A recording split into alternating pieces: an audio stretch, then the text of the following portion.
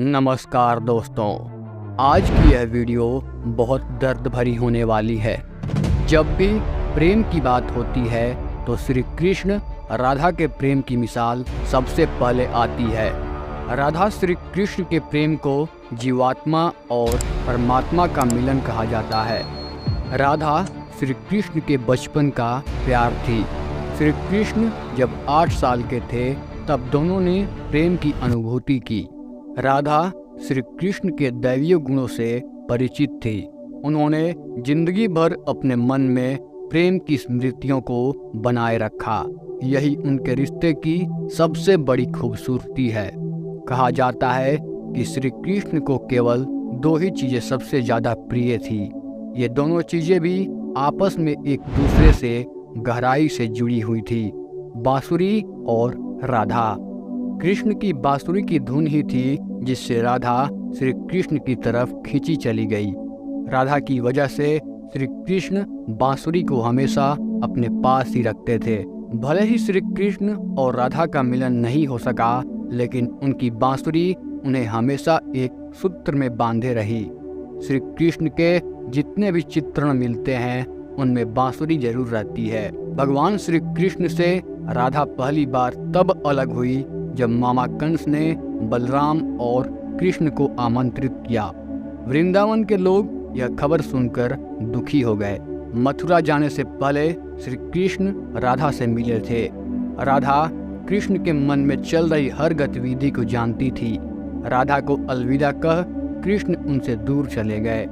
कृष्ण राधा से ये वादा करके गए थे कि वो वापस आएंगे, लेकिन कृष्ण राधा के पास वापस नहीं आए। उनकी शादी भी रुक्मणी से हुई। रुक्मणी ने भी श्री कृष्ण को पाने के लिए बहुत जतन किए थे। श्री कृष्ण से विवाह के लिए वह अपने भाई रुक्मी के खिलाफ चली गई थी। राधा की तरह वह भी श्री कृष्ण से प्यार करती थी। रुक्मणी ने श्री कृष्ण को एक प्रेम पत्र भी भेजा था कि वह आकर उन्हें अपने साथ ले जाएं। इसके बाद ही कृष्ण रुक्मणी के पास गए और उनसे शादी कर ली। कृष्ण के वृंदावन छोड़ने के बाद से ही राधा का वर्णन बहुत कम हो गया। राधा और कृष्ण जब आखिरी बार मिले थे तो राधा ने कृष्ण से कहा था कि भले ही वो उनसे दूर जा रहे हैं, लेकिन मन से कृष्णा हमेशा उनके साथ ही रहेंगे। इसके बाद कृष्ण मथुरा गए और कंस और बाकी राक्षसों को मारने का अपना काम पूरा किया। इसके बाद प्रजा की रक्षा के लिए कृष्ण द्वारका चले गए और द्वारकाधीश के नाम से लोकप्रिय हुए। जब कृष्ण वृंदावन से निकल गए तब राधा की जिंदगी ने अलग ही मोड़ ले लिया था। राधा की शादी एक यादव से हो गई।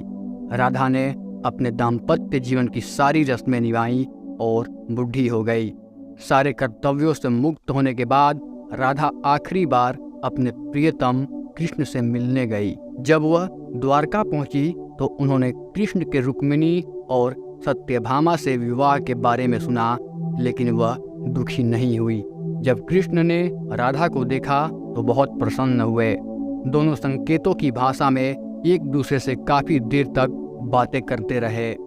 राधा जी को कान्हा की नगरी द्वारका में कोई नहीं पहचानता था। राधा के अनुरोध पर कृष्ण ने उन्हें महल में एक देविका के रूप में नियुक्त किया।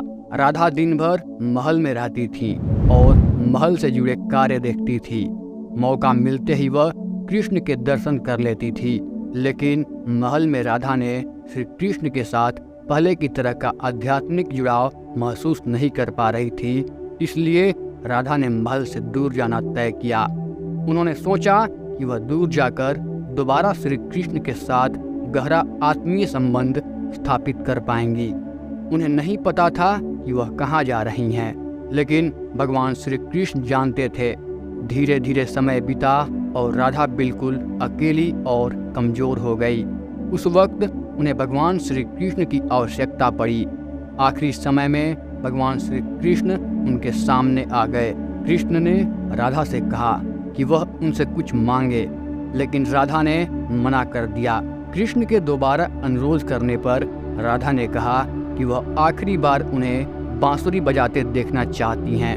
श्री कृष्ण ने बांसुरी ली और बेहद सुरीली धुन में बजाने लगे। श्री कृष्ण ने दिन रात बांसुरी बजाई।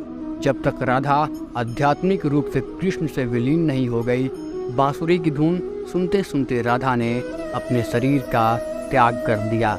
हालांकि भगवान श्री कृष्ण जानते थे कि उनका प्रेम अमर है, बावजूद वे राधा की मृत्यु को बर्दाश्त नहीं कर सके। कृष्ण ने प्रेम के प्रतीकात्मक अंत के रूप में बांसुरी तोड़कर झाड़ी में फेंक दी। उसके बाद से श्री कृष्ण ने जीवन भर बांसुरी या कोई अन्य वादक यंत्र नहीं बजाया। कहा जाता है कि जब द्वापर युग में नारायण ने श्री कृष्ण का जन्म लिया था, तब माँ लक्ष्मी ने राधा रानी के रूप में जन्म लिया था, ताकि मृत्यु लोक में भी वे उनके साथ ही रहे।